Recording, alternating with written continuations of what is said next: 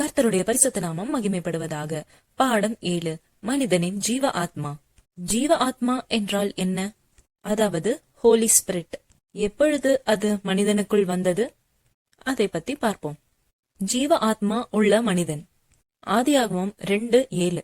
தேவன் ஆதாமின் நாசியில் ஜீவ சுவாசத்தை ஊதினார், அவன் ஜீவ ஆத்மாவானான். அதாவது தேவன் மனிதனை படைக்கும் போதே அவன் ஜீவ ஆத்மா உள்ளவனாக இருந்தான். எப்பொழுது மனிதன் ஜீவ ஆத்மாவை இழந்தான்? ஆதியாகமம் 3:6. மனிதன் தேவன் வேண்டாம் என்று சொன்ன பழத்தை அவர்கள் புசித்தார்கள், பாவத்தில் விழுந்தார்கள். அதன் விளைவு என்னவானது? அதை புசிக்கும் நாளில் சாகவே சாவாய் என்று தேவன் சொன்னது நடந்தது. இப்படி எபேசியர் 2:1 நாம் பாவத்தினாலே மரித்து போனவர்களாய் இருந்தோம் என்று எழுதப்பட்டிருக்கிறது. அதாவது மனிதன் பாவம் செய்து ஜீவ ஆத்மாவை இழந்தான்.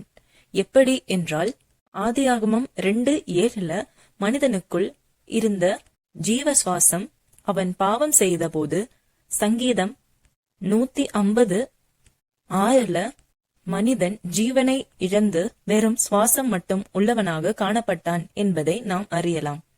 இப்படி அவன் இழந்து போன அந்த ஜீவ ஆத்மாவை எப்படி மீட்டெடுத்தான்?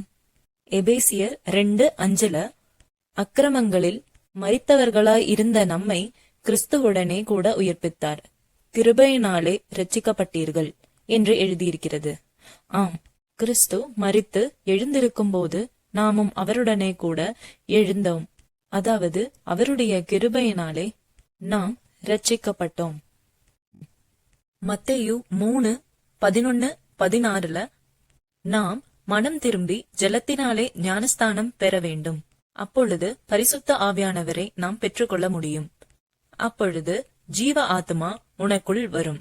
அப்படி நாம் இயேசு கிறிஸ்துவின் மரணம் மூலமாக நாம் மீண்டும் ஜீவ ஆத்மா ஆகிய ஹோலி ஸ்பிரிட்டை நாம் பெற்றுக்கொண்டோம். ஆமென்.